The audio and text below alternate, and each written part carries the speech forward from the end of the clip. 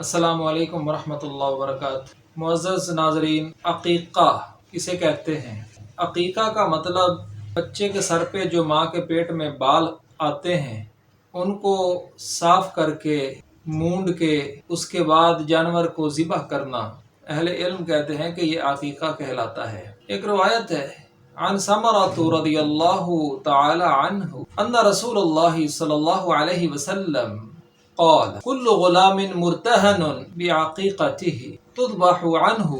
हर बच्चा चाहे बच्ची हो वो अक़ीक़ा के बदले में गिरवी है, इसको निजात कैसे मिलेगी? तुज़बहु अन्हु यौम साबिइही, के 7वें दिन जानवर ज़िबा किया जाए इस बच्चे या बच्ची की तरफ से। व युहलक़ु, इसका सर मूंडा जाए, और व युसम्मा, इसका अच्छा सा नाम रखा जाए। रवाहु अहमद, इसे अहमद ने रिवायत किया है रहमहुल्लाह ताला अलैहि। अब सवाल ये है कि इसमें वजाहत हो गई अक़ीक़ा का मतलब क्या है और अक़ीक़ा क्यों किया जाता है। अक़ीक़ा और अक़ीक़ा के साथ दो और बातें भी पता चल गई कि सर को मुंडवाया जाए बच्चे के और इसके साथ उसका अच्छा सा नाम रखा जाए। एक और रिवायत है अन आयशा रज़ियल्लाहु तआला अन्हा अन्ना रसूलल्लाह अनिल गुलामी शातैनी मुकाफ़िअतैनी व अनिल जारियति शातुन। रसूलुल्लाह सल्लल्लाहु अलैहि वसल्लम ने बच्चे की तरफ नौ मौलूद बच्चे की तरफ से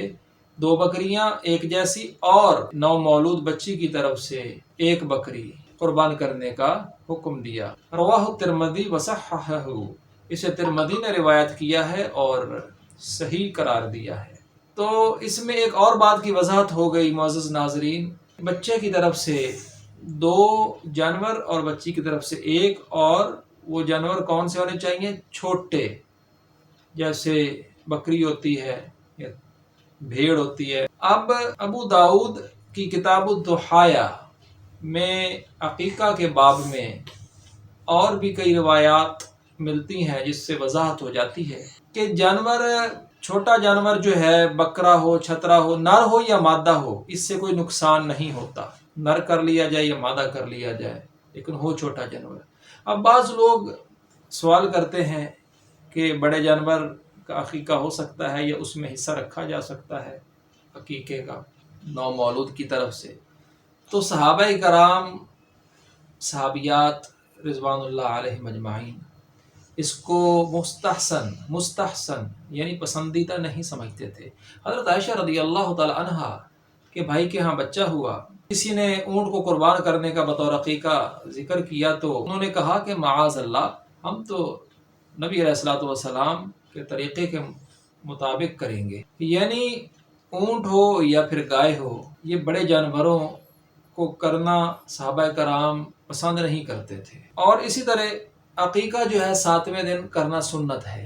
अब सवाल ये है कि अगर पहले कर लिया जाए, कुछ हज़रात पूछते हैं तो पहले कर लिया जाए अक़ीक़ा तो हो जाएगा, लेकिन अहले इल्म कहते हैं कि मसनून नहीं होगा।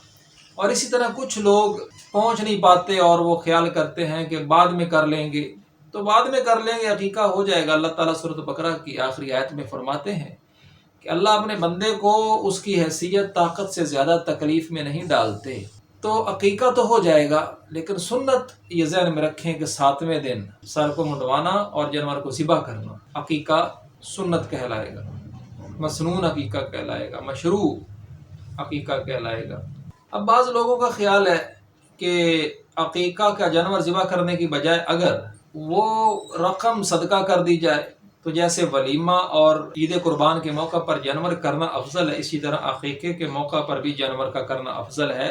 माल को बतौर सदका करने की बजाय अक़ीक़े का जानवर ज़िबा करना अफजल है। और एक और अहम नुक्ता कि क्या अक़ीक़े के जानवर में भी कुर्बानी के जानवर की शराइत हैं? तो नहीं भाइयों, अक़ीक़े के जानवर में कुर्बानी के जानवर की शराइत बिल्कुल भी नहीं है। हाँ, बस अक़ीक़े का जानवर जो है वो तंदुरुस्त होना चाहिए। आप हज़रत हसन और हुसैन रिज़वानुल्लाह अलैहिम अजमाइन जब पैदा हुए तो नबी अलैहिस्सलातु वस्सलाम ने, एक रिवायत में है कि दोनों की तरफ से एक एक जानवर किया, एक मेंढा किया। तो क्या बच्चे की तरफ से, जैसा कि पहले मैंने रिवायत जिक्र की तिरमिज़ी की कि 2 जानवर किए जाए, बच्ची की तरफ से 1। अगर कोई बंदा نہیں پہنچ پاتا تو وہ بچے کی طرف سے ایک بھی کر لے گا تو انشاءاللہ کفایت ہو جائے گا. لیکن اہل علم کہتے ہیں، فقہا کہتے ہیں، فقہا کا ایک طبقہ کہتا ہے رسول اللہ صلی اللہ علیہ وسلم کا جو قول ہے اس کو آپ کے عمل پر ترجیح ہے. اس لیے ہو سکتا ہے کہ جو عمل آپ نے کیا ہو وہ آپ کے لیے مخصوص ہو، لیکن قول یعنی جو بات آپ نے حکم کی ہے، کہی ہے امت کو، امت کے لیے اس پر عمل کرنا ترجیحاً ضروری ہے. تو یہ عقیقے کے حوالے سے چند ایک باتیں تھیں، اگرچہ یہ موضوع کافی اور بھی باتوں کو احاطہ کرتا ہے اور اس حوالے سے بہت سارے سوالات ہوتے ہیں، لیکن ممکنہ حد تک میں نے کوشش کی کہ اپنے معزز ناظرین بہنوں اور بھائیوں کو اپنی استعداد کے مطابق جو میں نے تحقیق کی ہے، مختلف فتاویٰ کو اسٹڈی کیا ہے، یا احادیث کی کتب کی چھانٹ پھٹک کی ہے، تو اس میں سے جو ملخص ہے وہ میں آپ کے سامنے پیش کر سکوں. وآخر دعوانا ان الحمد للہ رب العالمین وما توفیقی الا باللہ.